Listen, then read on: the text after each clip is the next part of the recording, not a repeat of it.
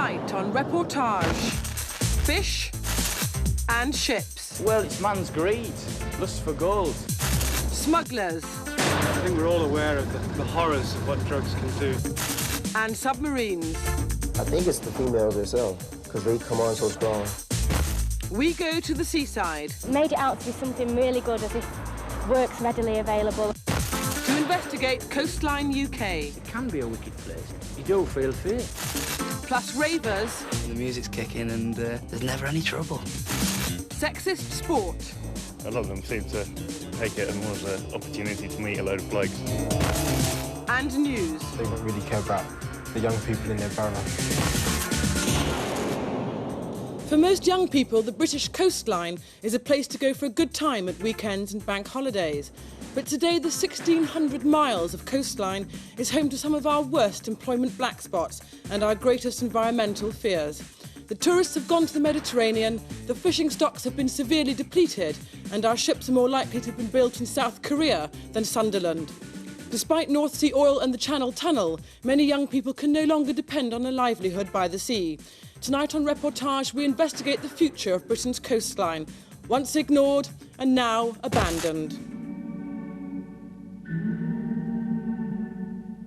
Britain's coastline is no longer as clean as it once was. Our shores have paid the price of decades of pollution. At Grangetown on the Tees estuary, a huge industrial complex is dominated by ICI and British Steel, all just a stone's throw from the town's population of 4,000. Over 250,000 tonnes of toxic chemicals are dumped into this river every year. Much of this activity goes unchecked. Greenpeace have come to the River Tees to investigate yet more acts of environmental vandalism. Campaigners have called for a halt to the legal practice of pumping chemical waste directly into the river. Greenpeace toxic experts decided to take water samples in the hope that the results could be used to end the dumping. From a distance, the Greenpeace activists were being discreetly filmed. ICI officials also monitored the group.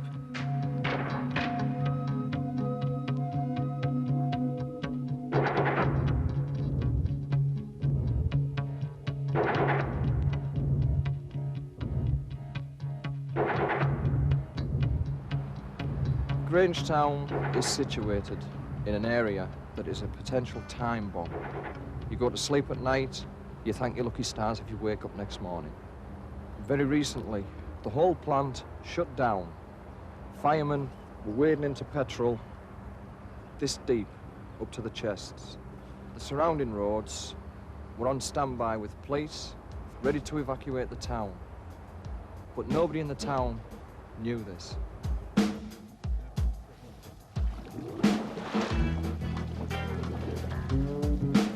Water, is it?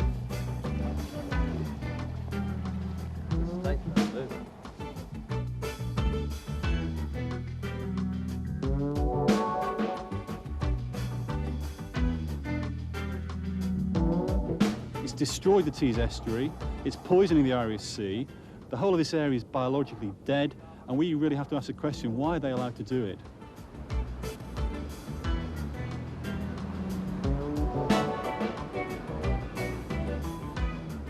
The government says there's no proven link between health problems and pollution in Grangetown.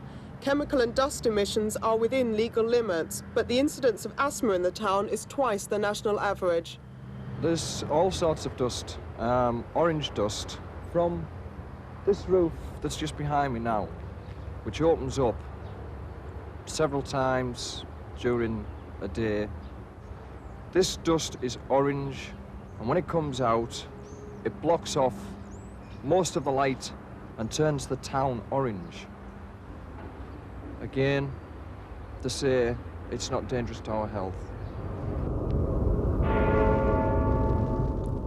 Most families can't afford to leave the area. They're told safety limits are not being exceeded, but few are convinced when life expectancy in Grangetown is 10 years below that of other more affluent areas of Cleveland. It should be pulled down. The whole of Grangetown should be pulled down and removed from such a hazardous spot.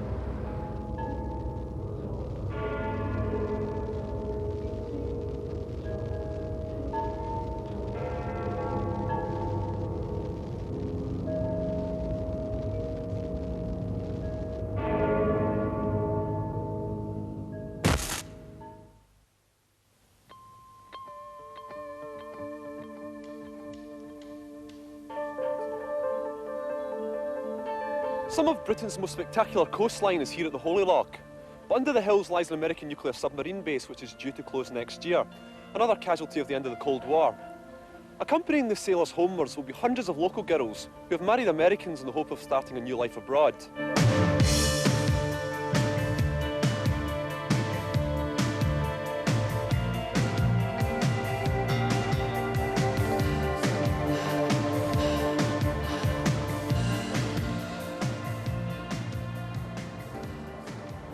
We're getting married in May, and I was wondering if you had any bridesmaids, bouquets. Yes. I don't have any fears about going to the States. It's just the fact of leaving my family behind. It's going to be sort of traumatic, you know. There's nothing in Domain to keep me, no. Let me see. All right, Gina, what you like? The reason I think that the guys at the base get hitched is, I think it's the females themselves, because they come on so strong. You know, they come on and they do a lot of nice things for the guys and buy them a lot of stuff and kind of lures them in, really. I love working for Uncle Sam. I love working for Uncle Sam. Let me know just who I am. Let me know just who I am. 1, 2, 3, 4, United States Marine Corps. 1, 2, 3, 4, United States Marine Corps. I was out with friends and I noticed him with some other sergeant. And I said to my friend he was handsome. And she went up and asked him if he would dance with me. So he said, well, bring her over. So I came over and was introduced to him. But 2 weeks later, I come by the store where I worked with a cuddly teddy bear and a perfume, a bottle of perfume for me. And I just knew he was the right one. A lot of the Scottish girls think this is a big novelty with Americans, the accent and the looks and the money. Not all of them have got looks and money, though.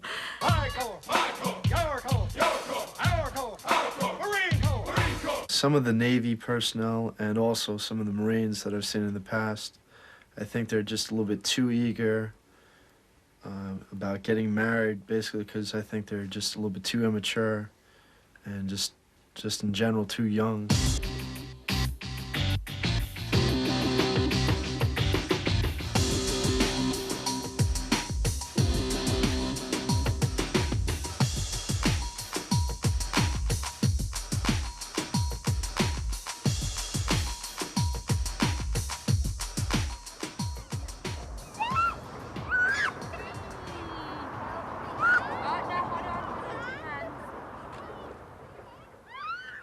For all the girls that are going to go to the States, I think if they've never been away from home, they'll go through a really great culture shock because, you know, I did when I first went and it was hard to cope. You think it's going to be a bed of roses until you get there and then you're like, you know, you can't handle it. Right, what would you like? Can I have a donut, please? What kind would you like? Speak properly. Can I have a donut, please? Well, there's a lot of locals in the town that don't like the Americans, and a lot of local girls, you know, that go out with Americans, you know, they either get called Yankee lovers or something like that.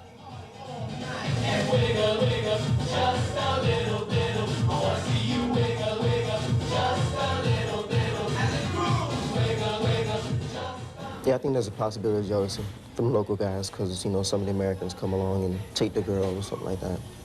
Some of them don't even care, you know. She could be married, happily married, and they'll go ahead and try anyway.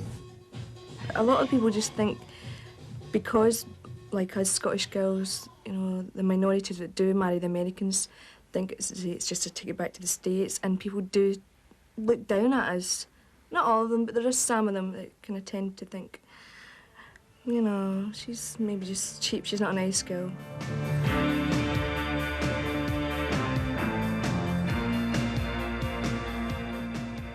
I know my parents are dreading it. I am too, like when the time comes for us actually leaving. And when we go to the airport, it will just be like, nobody's coming with us, so we're going on our own.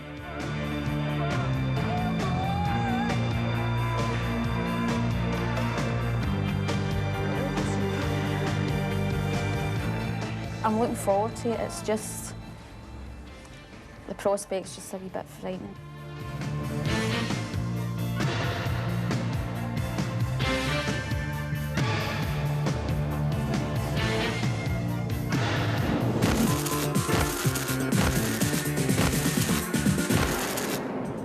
Reportage is coming live from Manchester. If you have any views you'd like to tell us about, whether you live on the coast or not, call our reaction line, which is open until 9 o'clock.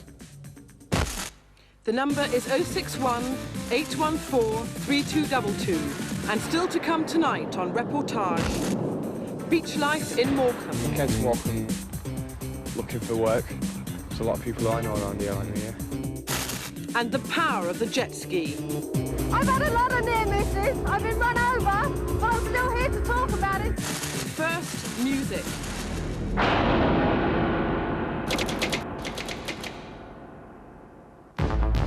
The summer of '89 saw the emergence of the outdoor rave, open to anyone who wanted a party in the middle of a field. These events were soon stopped and fun-loving ravers turned back towards the city centre, where for a while the clubs kept them happy. Now, the club scene in many of Britain's major cities is in turmoil. Violence, drugs and gun-toting gangs have forced many clubs to review their membership policies, or like Manchester's Hacienda, to close their doors.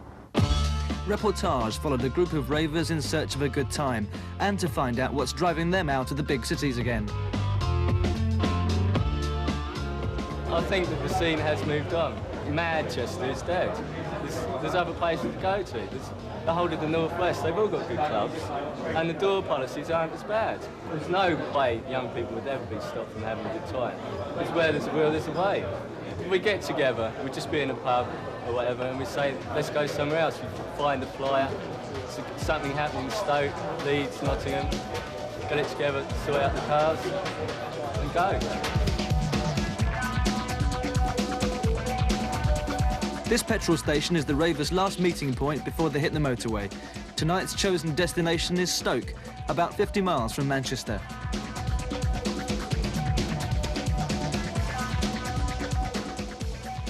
Clubbers have converged from all over Britain to come to Shelleys Laser Dome. 1,000 people queue up for an hour to get in.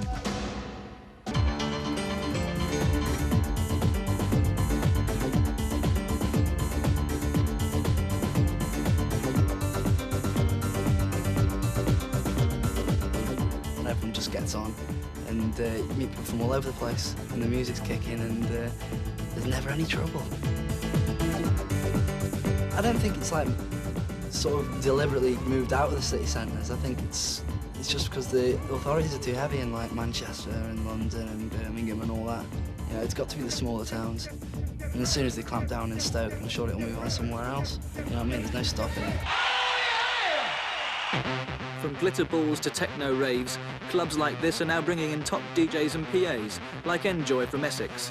Enjoy are constantly touring the rave circuit, and their new single, Adrenaline, is riding high in the top 30. We just want good response from the crowd, and we always get it up here, and we always tend to get it in the smaller clubs where there's a good, tight little atmosphere. Well, there's a lot of people from Manchester and all other cities, you know, and DJs giving shout-outs, and there's no like, bad vibes at all. Everyone's just down together. Really sweet out there. But the rave doesn't end when Shelleys closes. The convoy of clubbers hits the road in search of another party. It's 3:30 in the morning, and the rave goes on. But this is no club. The club's closed more than an hour ago. This is Knutsford service station, just off the M6.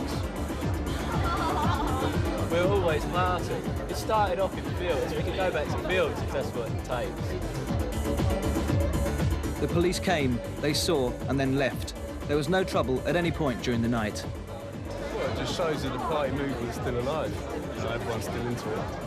It's not going to stop. It just keeps going.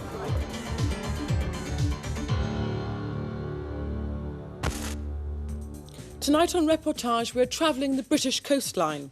Once Britain prides itself on being a major naval power. Shipbuilding yards, the navy and the fishing industry used to provide thousands of jobs for young people. But in 1991, life on the coastline has changed dramatically. Shipping forecast for today and tonight. Iceland, Bailey, Faroes. Fresh or strong southwest winds with...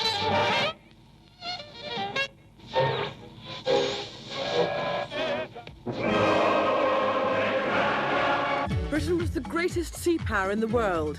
As an island, we owe our wealth to the sea, and to rule the waves, we had the biggest and best navy. But the tide has turned.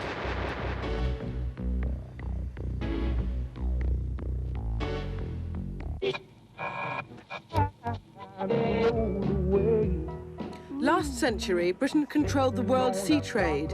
It was because of this trade that ports like London, Glasgow, Liverpool and Bristol existed and flourished.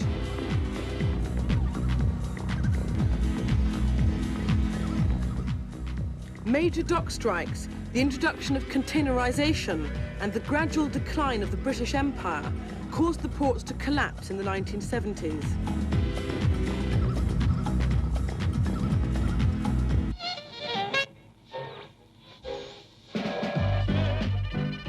Once these docks were the busiest in the world. Now there are no ships, no cargo, only houses for yuppies and the largest urban development in Europe.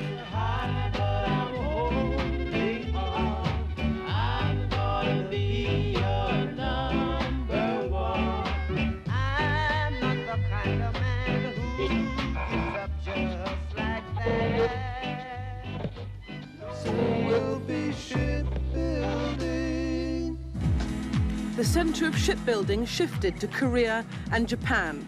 In the Far East, ships could be built for below cost price. Since 1930, half of Britain's shipyards have closed, 3/4 of the jobs lost. In its heyday, the Clyde produced 450 ships a year. In 1990, they produced only one. Gone fishing. I'm real gone, man. You ain't working anymore. But the industry is being destroyed. Britain's waters are overfished, and to protect what little industry is left, the EC wants to cut fishing by 1/3.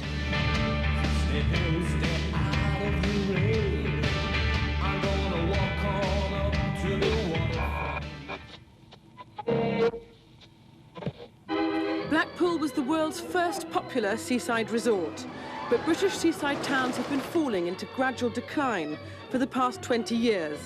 Holidaymakers would rather go abroad to better weather and cleaner beaches.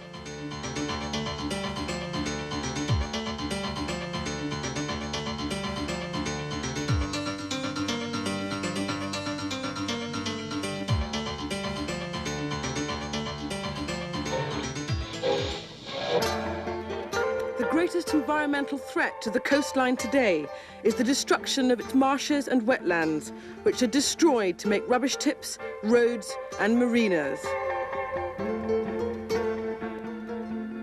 Wetlands and marshes provide a natural protection against storm damage. The country is actually sinking, and in places that rate of sinking is 2 or 3, maybe 4 millimetres a year.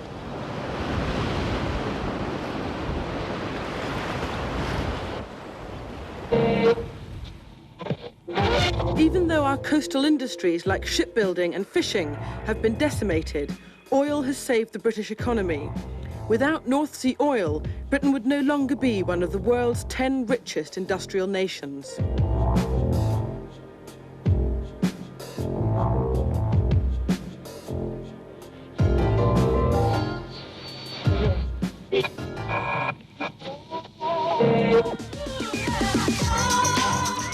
"9,000 years ago, Britain was attached to continental Europe, but melting ice caps separated us and formed the English Channel. Now a man-made process is bringing us back together again, the Channel Tunnel.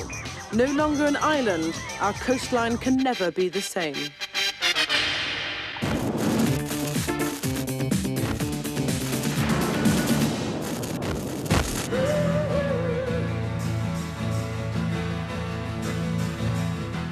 During the 50s, holiday resorts along Britain's coastline were packed and thriving. In towns like Morecambe in Lancashire, small hotels, guest houses and bed and breakfasts flourished. And up until the early 70s, the tourist industry brought growing prosperity to all coastline resorts. Cheap and sunny package holidays abroad have taken tourists away from British seaside resorts like Morecambe. But an increasing number of young people are still coming to the town. Part of the attraction remains in staying in bed and breakfasts and guest houses, although for very different reasons than 20 years ago. With fewer tourists, accommodation has become relatively cheap and plentiful. Young unemployed people from nearby cities are moving in and taking the rooms.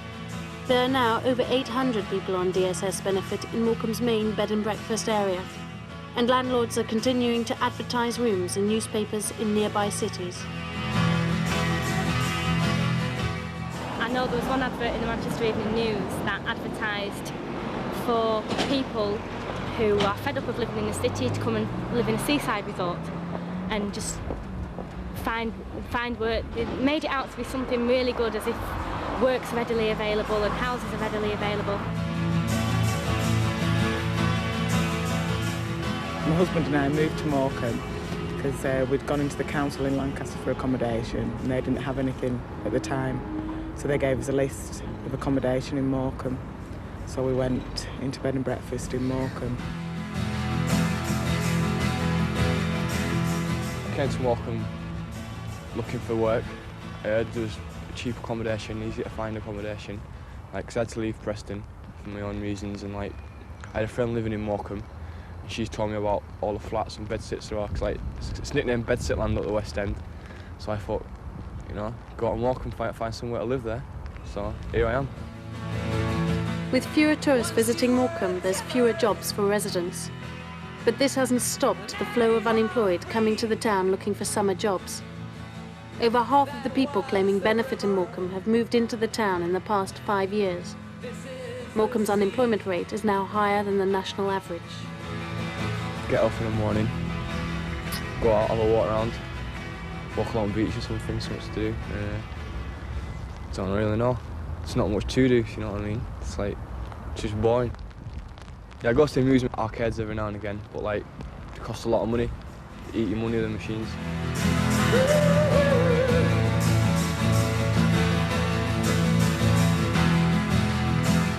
Morecambe's hoteliers claim 4,000 families are living in one-room housing or multi-occupancy flats, all courtesy of the DSS. Once the baby's born, a lot of places won't allow children to stay in their accommodation. A lot of the places that do allow children aren't even fit for children.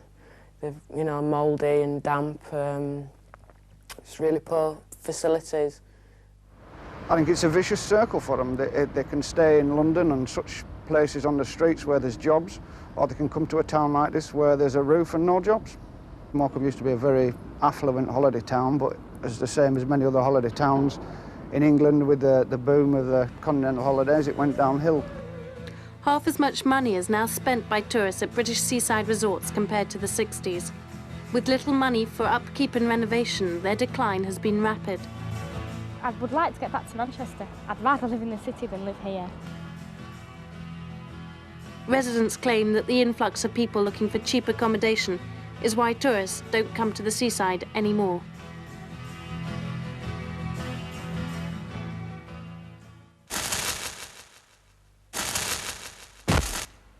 Call the Reportage reaction line on 061 814 3222. And still to come tonight on Reportage, the drug smugglers. There's quite a large percentage of people that are actually getting through with the drugs. And danger at sea. It can be a wicked place. Next, sport.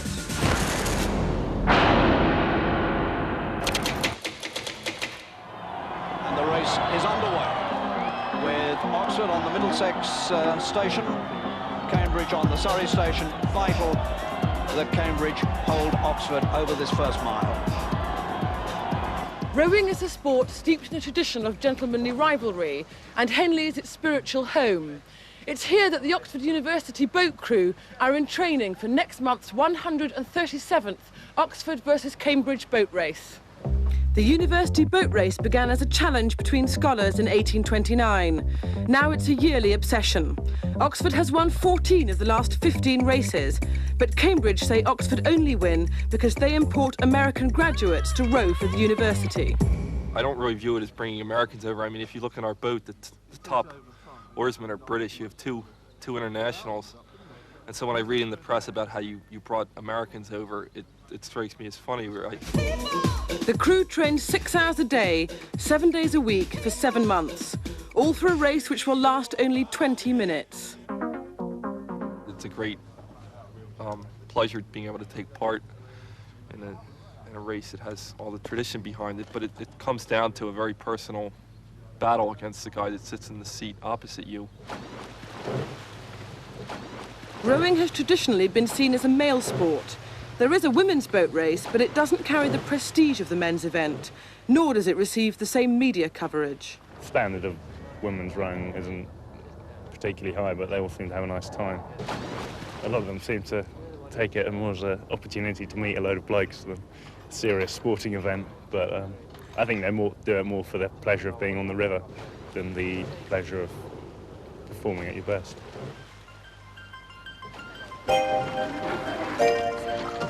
It's 6 a.m. on a cold morning on the banks of the Thames. Thames Rowing Club's first Women's 8 is just beginning dawn training. During the rowing season, they're here at this time every day and back again in the evening. Their enthusiasm isn't unusual. Around the country, thousands more women are doing the same, because today rowing is the fastest growing women's sport in Britain. I thought it's something different, and it's a team sport. I hadn't enjoyed team sport at school, and I thought it's a challenge. You can participate at any level for the sport. You get people coming in and training like once, twice a week, and who go out at the weekends and have a really good time, or you get the people who take it a bit more seriously. Thames Rowing Club was founded in 1860 for men only. 15 years ago, they admitted their first woman member.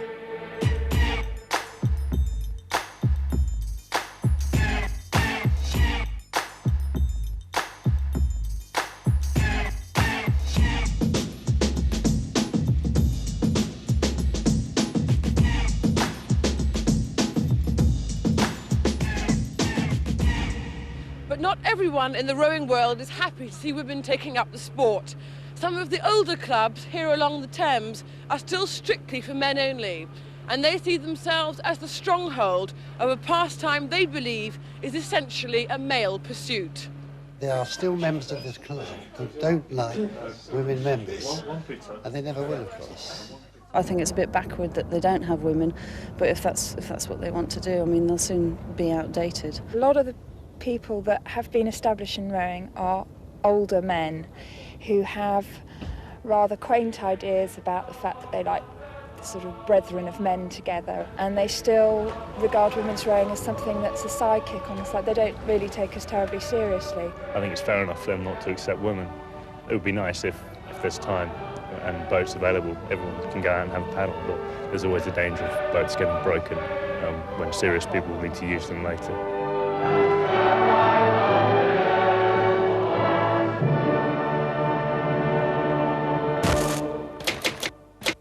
Despite the fact that people buy training shoes to look good, manufacturers still spend millions each year on technology. One of them is so concerned to show how technologically advanced it is that it is sponsoring an exhibition of its shoes at the Science Museum. The exhibition, which opens at the end of the week, will show that the fuss is all about nothing but air. The trend started with Nike's Air Jordan in 1986, followed last year by Reebok's Pump and its energy return system.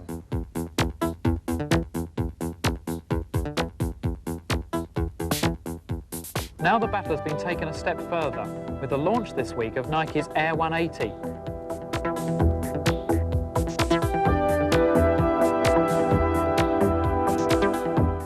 It's the closest thing yet to running on air. Smuggling hit the news this week when a judge sentencing a 25-year-old drug smuggler called it an evil trade. Both Britain and America are struggling to protect their coastlines against the constant influx of heroin and cocaine.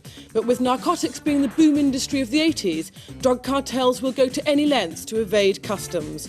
Paul Hicks reports from the Cornish coast.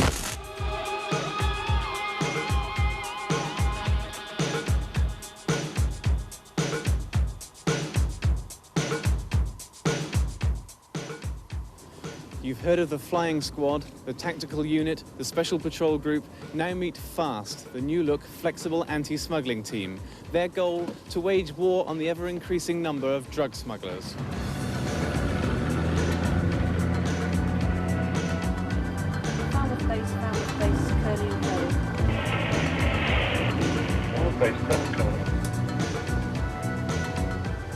Our priorities is to stop the drug smuggler by physically apprehending him before the drugs are imported into the country. Where everybody's image of the customs officer in uniform stopping you at the desk for controls on the bottles and cartons is changing to the protection of society against the illegal importation of drugs into this country.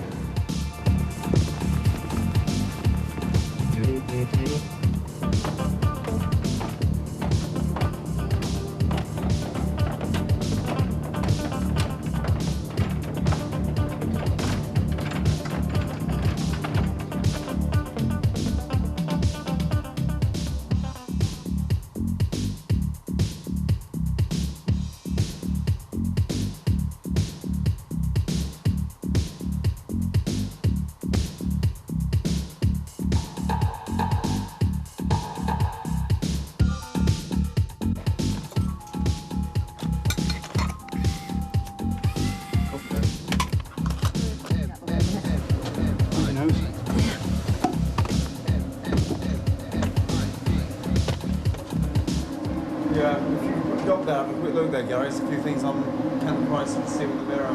Yeah, okay. That'd be great. Cheers. Good space, this.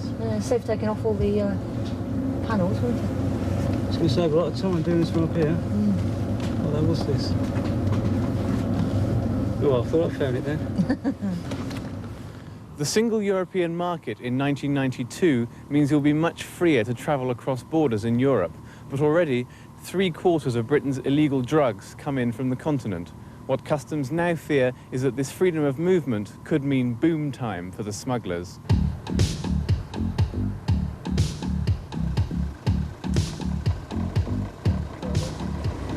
Yeah, Falmouth base, we have a fishing vessel called the Blue Swallow out here. We were just going to check that one over. Yes, understood. Do you want me to do any checks? Over. Yes, if you could. We'll be standing by for that one. Over. We're not here. Potentially, there's going to be more and more traffic coming into this country, and potentially there's going to be a greater risk. So this is one of the reasons why we've had to get flexible and mobile.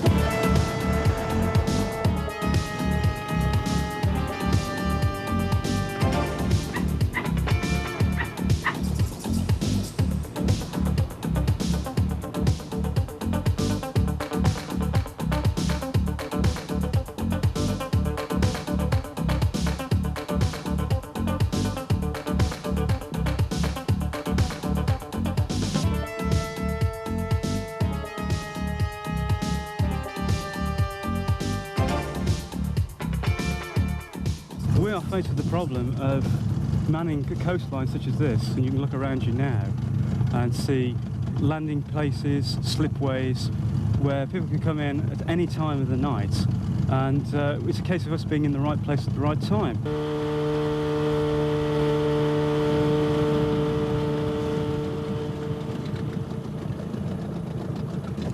Falmouth base, rider one, over.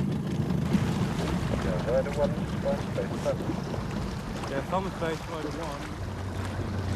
I think we're all aware of the horrors of what drugs can do to people, to your bodies, and it's an important job that somebody's got to do to stop the drugs coming into this country to protect society.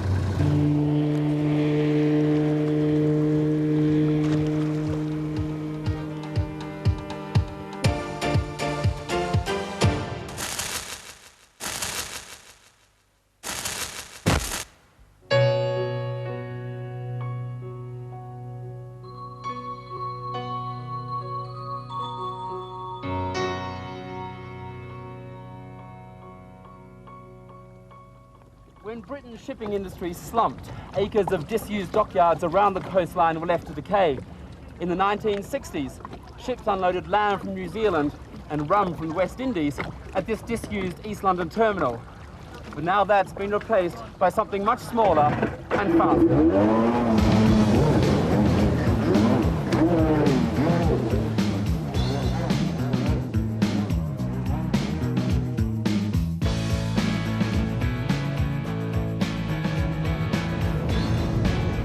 The most dangerous part on the race course is the first turn buoy at the beginning of any race. And if somebody's going to get run over, that's where they'll get run over. I've been run over a couple of times, but As long as you wear all the safety gear, you're fine.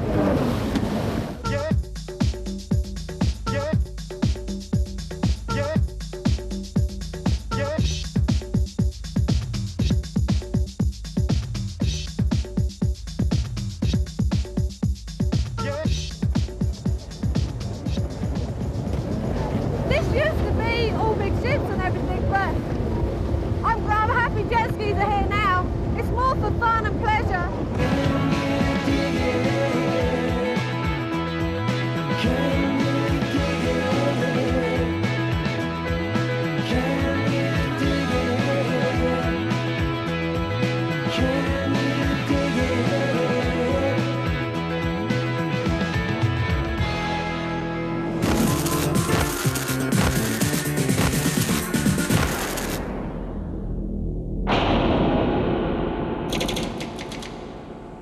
Tonight in London, young people are demonstrating against the poll tax, but not because it's too high, but in fact because it's too low. Wandsworth has announced the lowest community charge so far, that's £136, but the demonstrators claim officials have slashed youth projects in order to artificially keep the community charge low. Next Monday is the deadline for all boroughs to name their price, so Ian Tong has been finding out the cost of cutting the poll tax. Wandsworth youth services have been badly hit by spending cuts. 6 youth centres have already closed, grants have been cut to 3 youth projects, and 9 jobs are being lost in the careers service. Last week, the council set its poll tax rate for next year, just £136, the lowest in the country so far. Critics in the borough say services have been stripped to the bone in order to arrive at such a low figure. For local authorities, youth services are an obvious target for spending cuts. There's no legal requirement to provide youth facilities, and councillors know they won't lose many votes because most of the young people who use the facilities aren't old enough to vote. Wandsworth Youth Development provides small grants to help over 100 young people every year. Its grant is being cut by over a third. Cartoonists Andrew Matthews and Ephraim Webber received a £500 grant to start up their own comic. They're in no doubt as to the value of the project. We've been able to get it, the comic strip printed in a few local sort of magazines, newspapers. The comic strip deals with modern day life, but in a sort of a futuristic sense. But really, we've had a really good response because of coming to Wandsworth Youth Development. You just can't go cutting schemes and government grants. That's what the council's there for, to provide a service for the people in that borough. Yeah. And this is a service, and a very important one as well. Single mother Shona Stanley also benefited from the project when she received a £500 grant. I got the grant last March, so I've started up my own knitting business. If I didn't get the grant, I wouldn't have been able to do something with my life. Young people are very vulnerable. They're a very vulnerable section of the community. They're going to be hit very hard by the cuts. And as unemployment is rising, we're having more and more young people coming to Wandsworth Youth Development for help, advice and support. And we're going to be able to help a lot less than we have been able to help in the past, so many young people are going to lose out. However, Wandsworth Council denied that services for young people will be affected. We're spending £3 million on the youth service in this borough, supporting youth organisations in the borough, working for young people, and over 200 youth groups receive money from this council. That's a huge amount of money.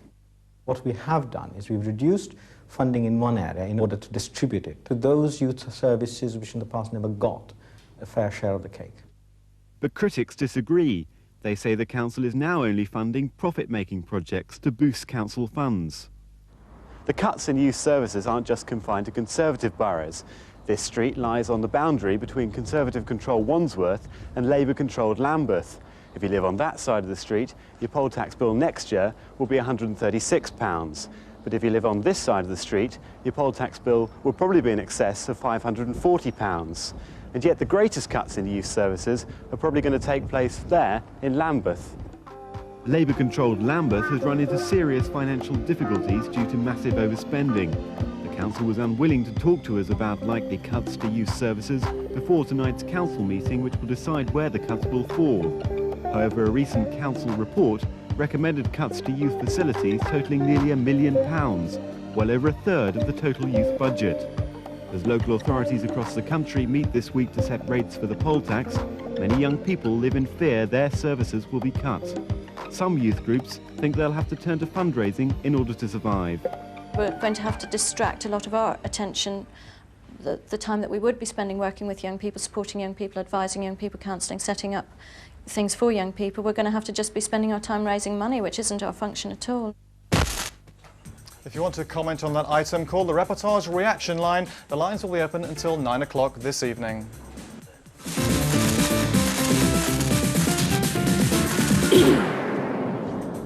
For centuries, young people in Britain's fishing communities could be sure of work on family boats.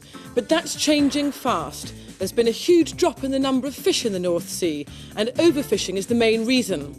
The European community has stepped in to combat the problem before it's too late, but the solutions are tough for the fishermen. Alex Connick reports on the changes in one town whose economy depends on the North Sea.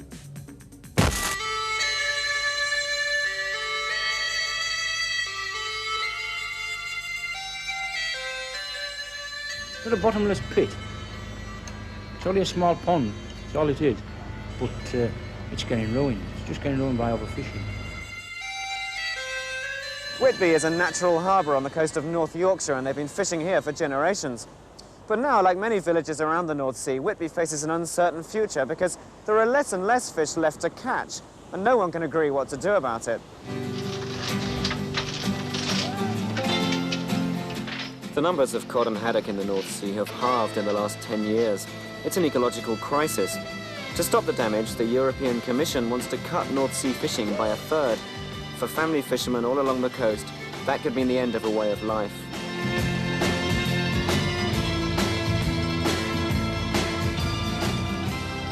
The art of the matter is that if you don't let the cod breed, you don't give it a chance to breed and leave it alone where it's breeding, then it isn't going to survive, is it? It's getting hammered all the time.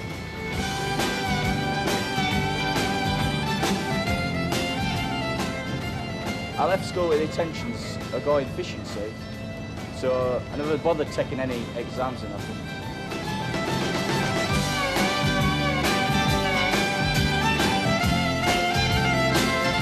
All I was taught was if you can count money and read and write, you'll be good enough for this job. Right. Their father, Robert, would like to retire soon and let the boys take over the old £100,000 trawler which he half owns. Fishing has been a family tradition for at least 5 generations. I can go back 200 years myself, my granddad, my great-grandfather. He was a hard taskmaster, this old fella. He was a nice fella, like. Died before his time. Killed himself with drink. This job, you see. I'm 80 bid, 80, 85, 85, the road, 85, then 90, 90, I bid 95, 95, 95, I bid £1. £1, I bid 1, 5, 1, 5, 1, 10, 1, 10, I bid then 15. 115, I bid then 20, 120, go 120 now. 120, then 25. 125, then 130, 130, I bid 35, 35, then 140, 140, 140. At 135, Richard. There's been a dramatic decline in fish stocks over the past few years, and the methods to stop the decline have been all wrong and they came far too late. One European community idea to cut back fishing was to keep larger boats in port for 8 days in a row each month. You can't tie a fisherman up for 8 consecutive days because they're all free spirits, see? You can't say, oh man, oh, we'll tie you up for 8 days. What happens if he gets 5 or 6 days bad weather before he has to tie up for 8 days? He's putting his boat at risk, he's putting men's lives at risk. Who's going to pay the price of lives?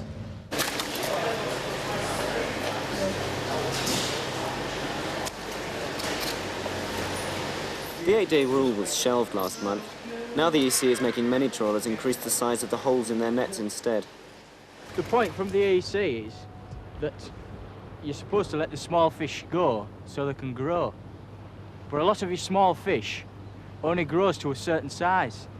And then ones that are escaping are the predators, your whitings and one thing or another, which eat small cod. In Whitby, new regulations are a blow to all sorts of traditions. The owner of this kipper factory has been told his fish hooks could violate new EC food rules introduced next year. Well, suddenly these are supposed to be giving people diseases, poisons, or God knows what. But in 120 years, there's never been one complaint.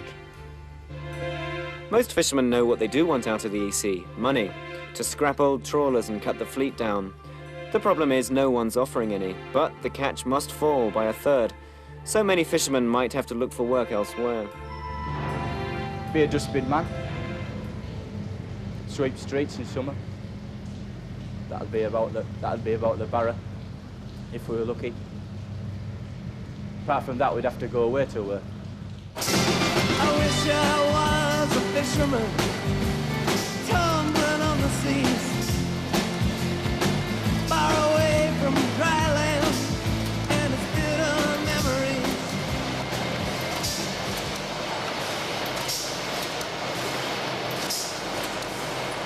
Financially, it was very poor indeed. I wasn't earning any money. I was going to sea for 3 or 4 weeks. You know, I'm not earning any money at all.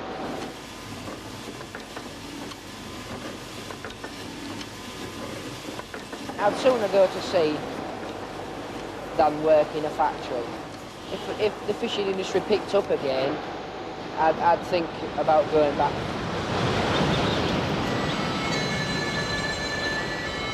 They're asking you to do all this, that, other restrictions and mesh sizes and time limitation and one thing or another. But what you can do is say, right, where the fish is breeding, we'll close them off. Say you can't fish there no more. Give fish somewhere where it's not going to be caught. Proud to be a fisherman. But, you know, the way things are going, it doesn't look like there's going to be many more codes fishing. Which is a shame, really, because, I mean, if you lose your heritage, where does it leave you?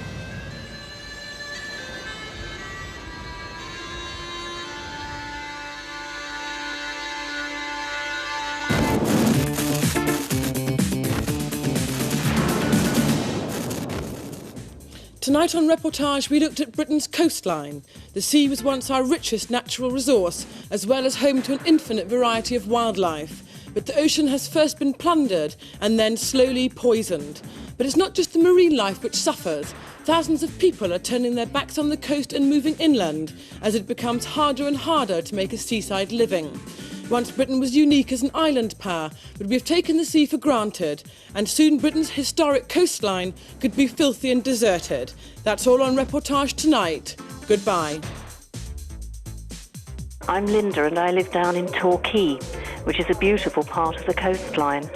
It's a terrific place to live, but it's dire living down by the sea and trying to get a job. I live in Guernsey and I'm off the south coast of England, and our beaches are covered in oil at the moment, and it's caused us to build another bird sanctuary to deal with this, and I think it's disgusting and something should be done about this amount of oil. I live in Exmouth in Devon, and it's a prime example of your report. Our docks were shut last year in order to build yuppie houses and a marina.